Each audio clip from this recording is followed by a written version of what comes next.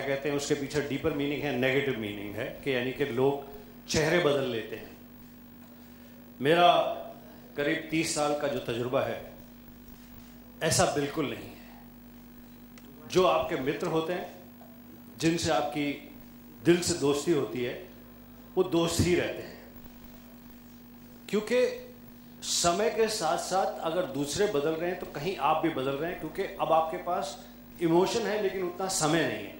आपके पास ज़्यादा पिक्चर हैं, ज़्यादा भाग दौड़ हैं, उनकी एक्सपेक्टेशंस को आप मीट नहीं कर सकते। शायद वो किसी फिल्म में आपसे रोल करवाना चाहते हैं, वो डायरेक्टर्स जिनके साथ आपने शुरू में काम किया है, अब आपको लगता है मेरी स्कीम ऑफ थिंग्स में सही नहीं आता, ये कॉम्पिटिटिव वर्ल्ड है, मैं सीढ़ी पर खुद अपने आप को मजबूत कर रहा हूँ, इनके चक्कर में गया तो मैं भी डूब जाऊँगा। तो अगर आप उसके पीछे भावना को समझें, कोई चेहरा नहीं है। Some of the most fantastic wonderful people are part of Indian film industry, Bollywood. I truly mean it. मेरा कोई नेगेटिव तजुर्बा किसी के साथ नहीं है। अगर कॉमर्स की वजह से, आपकी प्रेजेंट पोजीशन की वजह से कोई आपको उस प्रकार से नहीं यूटिलाइज करता फिल्म में, अगर आप कलाकार हैं, राइटर हैं, डायरेक्टर हैं या प्रोड्यूसर हैं, तो उसके पीछे का आप रीजन समझिए। अब जैसे जैकी श्रॉफ और मनीषा कोइराला, मनीषा से मेरी पहली मुलाकात सौदागर फिल्म के दौरान हुई। सौदागर फिल्म के आउटडोर पर महाबलेश्वर के आगे शूटिंग थी, कहीं पर मैं जा रहा था। मैं सक्सेसफुल स्टार था, राम लखन, बैडमैन आप देख चुके थे उससे पहले।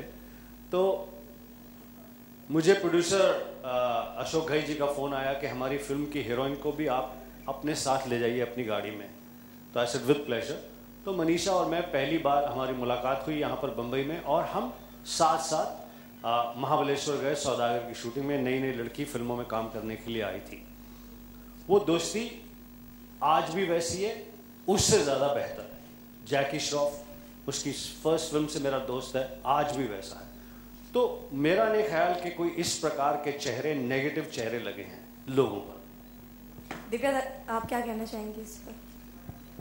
जी, मैं कहना चाहूँगी कि बिकॉज हम बॉलीवुड के हैं, एक्टिंग करना हमारा प्रोफेशन है, सो ऐसा लगता है कि सबने मुखौटे ओढ़े हुए हैं, लेकिन असल ज़िंदगी में मुझे लगता है हर कोई एक जो आप खुद फील करते हैं आप वो होते हैं, और एक जो आप लोगों से बातचीत करते हैं या जो आपका एक्सप्रेशन होता है वो आप कहीं ना कहीं थोड़ा सा डिप्लोमेटिक कर देते हैं या थोड़ा डाइल्यूट कर देते हैं।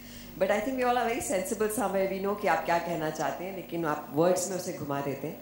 लेकिन वो दुनियादारी है मुझे लगता है। लेकिन फिर भी कुछ लोग ऐसे होते हैं जो आपके दोस्त हैं, जैसा गुलशन जी ने कहा कि वो आपके तमाम उम्र दोस्त रहते हैं। सो उनके साथ वो मुखौटे, मुझे लगता है, चाहे आपके बचपन के दोस्त हों, चाहे बहुत पहले से आपके दोस्त हों, सो या नए जो दोस्त बने जिनसे आपकी बहुत बन जाए, जिनके साथ आपको लगे कि मुझे कोई जज नहीं कर रहा है, सो ऑब्वियसली वो मुखौटे, वो चेहरे फिर नहीं रहते। And I don't think this is the case with just the industry, it is the case with each and everyone.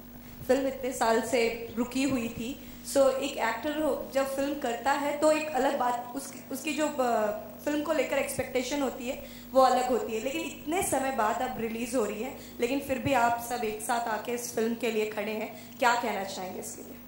I think जब हम किसी सुपरहिट फिल्म या बहुत बड़ी फिल्म का हिस्सा बनते हैं और उसमें ज़ोर शोर से हिस्सा लेते हैं, तो हमारा फ़र्ज़ बनता है कि जो फिल्में हमने बहुत इन्जॉय की हैं, जो वाकई बहुत खूबसूरत हैं, जो थोड़ा सा इधर उधर वक्त लिया है, लेकिन फिर भी अगर आप देखें दे लुक रियली लवली। और मुझे लगता है बतौर एक्टर मेरा तो ये सपना रहा था कि काश मैं ब्लैक एंड वाइट एरा में पैदा होती and we would have done something black and white, and मेरा तो सपना इस फिल्म से पूरा हुआ है।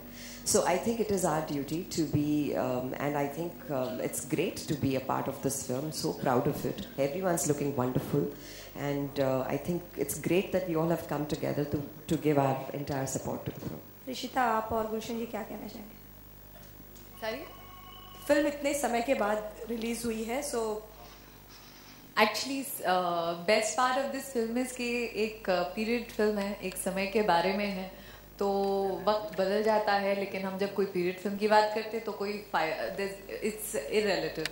तो ये है कि मैंने जब प्रोमो देखा, फ्रैंकली मैं खुद सोच रही थी Rohit and me are like very dear friends and I adore him and respect him a lot, मगर जब मैंने फिल्म का प्रोमो देखा तो मुझे फ्रेशनेस लगी, मुझे लग रहा था कि शायद कभी कभी हो जाता है, फिल्म बहुत टाइम बाद आती है, but I think it's still intact क्योंकि कहानी ऐसी है और लोगों को अच्छी लगेगी। एक ऐसे कोई ड्रामा नहीं है, it's a thriller and yet psychological thriller, so you gonna have fun watching it and I am sure मुझे लगता है लोगों तक अगर आप लोग अच्छे से पहुंचा देंगे तो पक्का आप जो इतने सवाल पूछ रहे हैं आप उसे अच्छे से लिखिएगा और ज़रूर लोगों तक ले जाइएगा ताकि लोग समझे कि we really come out with something different and specially 3 women and so many wonderful men. Frankly, ये तो कहानी ऐसे लगता है that it's about 3 women, but it's not so.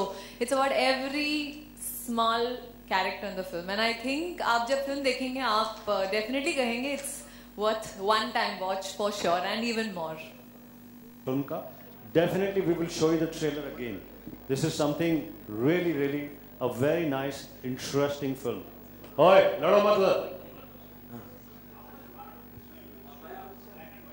I think if you say the 45-55 ratio है, the present time of the film जो सब colour में है और जो black and white portions है वो सब flashback में जाते हैं उसमें। या we done that bit। मैं एक काम कर